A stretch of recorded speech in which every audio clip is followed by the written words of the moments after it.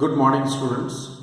We are starting our last chapter of class 12, that is electronic devices.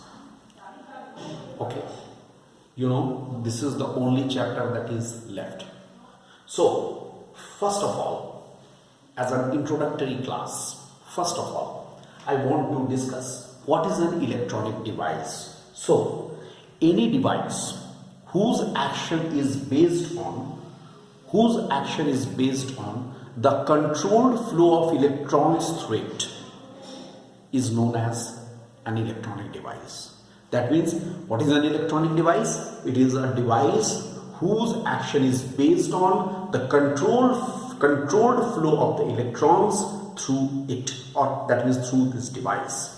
That is known as the electronic device. But if we go to the history of this electronic device, then I just tell you initially vacuum diodes or vacuum triodes were being used. In previously, when this topic was being discussed, at that time it was done with the help of the diode valves, triode valves like this. Alright, but slowly, especially after 1930, you can say, in 1930, when semiconductor was discovered and its different properties were studied, then all these electronic devices become the semiconductor devices. So, in our discussion, we shall have a discussion on the semiconductor devices. But before I move to these devices and all, let us first discuss what is a semiconductor. Alright, what is a semiconductor? Nowadays the semiconductor devices are being used, so we have to know what is actually a semiconductor. So for that, what I do, I first classify solids on the basis of their electrical properties. Let us now classify the solids on the basis of their electrical properties. I think more or less these things you also know. That is, first one is the metal or the conductors. Metals may be considered as the conductors whose conductivity is very high and resistivity is very low. Whose conductivity is very high and the resistivity is very low. Those are the conductors on the basis of the electrical properties. Next is the insulators. Insulator just the reverse, whose resistivity is very high and conductivity is very low. That is the insulator.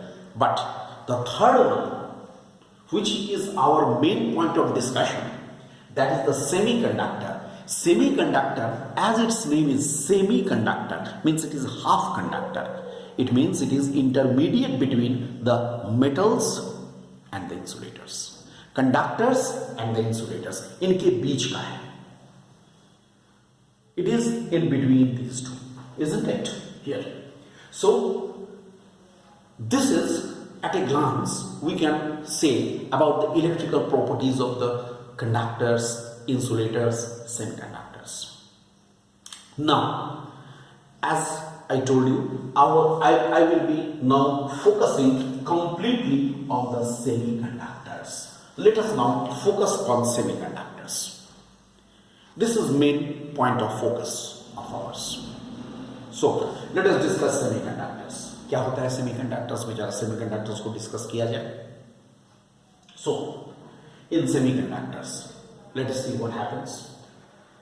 Actually, first of all, I tell you, if I say as an elemental semiconductors,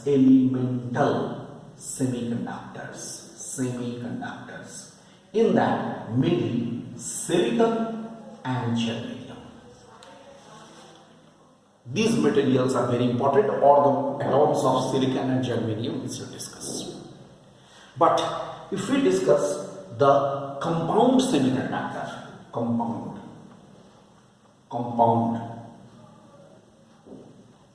semiconductor, in that mainly gallium arsenide, indium phosphide, etc. I am writing because mainly these two will be in our topic of discussion. This is gallium arsenide. It is made up of gallium and arsenic.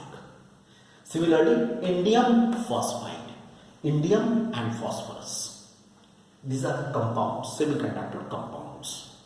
Semiconductor, elemental semiconductor is mainly the silicon and germanium. You know, I am now focusing on this elemental semiconductor. Let us now focus on this elemental semiconductor. I just tell you, elemental semiconductor, if we talk about it, then in an elemental semiconductor, germanium and silicon, they are both have tetravalent atoms. That means there are 4 electrons in their outermost orbit. If they are tetravalent atoms, that means there are 4 electrons in their outermost orbit. Okay, so 4 electrons are there in their outermost orbit. Now ये तो हो गया pure semiconductor crystal का मतलब होता है जिसमें pure element अगर है, यानी either it is germanium or it is silicon. That is there. Now semiconductor can be classified under the 2 categories. First is called the intrinsic semiconductor.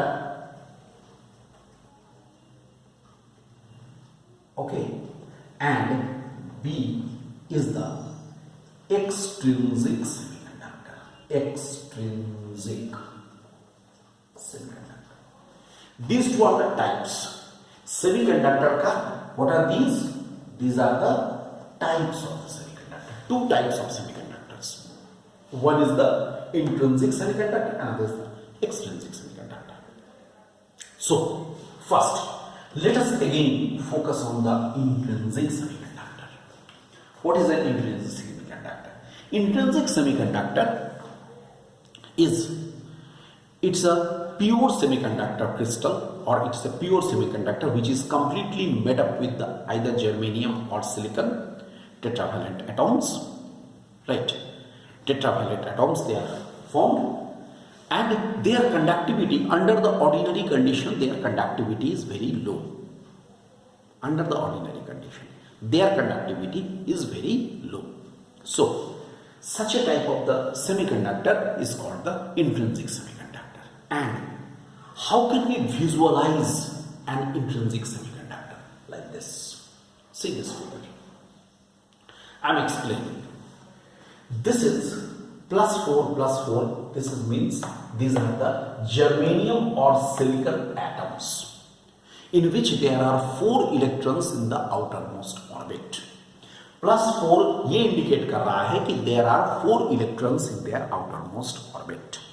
So these are the atoms, and in these atoms there are 4 electrons. Look, if you see with the blue ink, I have shown the electrons. I hope you all are very well. You can see these are the electrons very clearly. These are the electrons. See, in these 4 electrons are there. Similarly, in all atoms there are 4 electrons.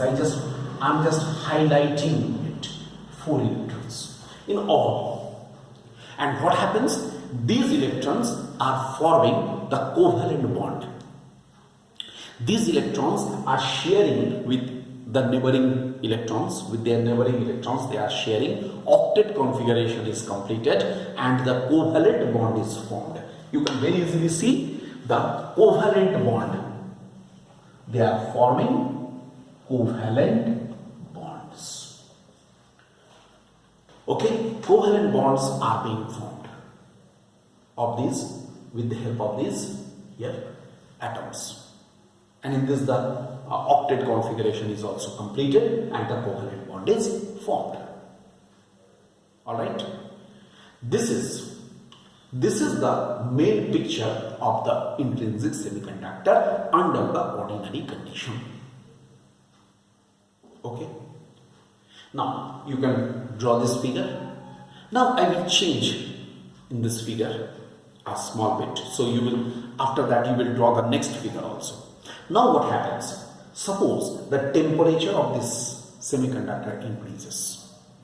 Then what will happen? Thermal agitation will take place. Okay. Thermal agitation will take place. And what happens? I write here, this is, suppose I write this, it is site 1. This is this one, site 1 ये वाला है, and this is site 2. Look, site 1, this covalent bond formation which is taking place, this is site 1, and this one here which I have marked, that is site 2. Look, site 1 and site 2. What happens? What happens? If the thermal agitation will take place, then this electron from here, it will move here. Okay. Suppose this will leave the bond and it is coming here. I write this. It is called, this is known as thermally generated electron. What is this called? It is called the thermally generated electron. तो क्या होगा जब ये temperature बढ़ा, when the temperature is increased, तो क्या हुआ, ये इलेक्ट्रॉन यहाँ से यहाँ चला गया. देखो फिगर को तुम बदलोगे. Previous was the last figure you have drawn, I suppose. Now you will change this figure to this. What will happen? Obviously here is a blank. No electron is there. Here is a blank. No electron is there. What is this blank called? This blank is called it is known as a hole. Because this is, what is this showing? It is showing the deficit of an electron. Mind this, electron यहाँ चला गया. Thermally generated electron मैंने इसको लिख दिया. It is a thermally generated electron. और यहाँ पर क्या बन गया? एक vacancy बन गया. There is a vacancy. This vacancy is showing a creation of a positive charge because it is the deficit of the electron, means the creation of a positive charge. That creation of the positive charge, that is indicating a hole, formation of a hole. ये hole formation हो गया. एक electron formation हो गया, एक hole formation हुआ. ठीक है? It will be like this. I will continue in the next lecture.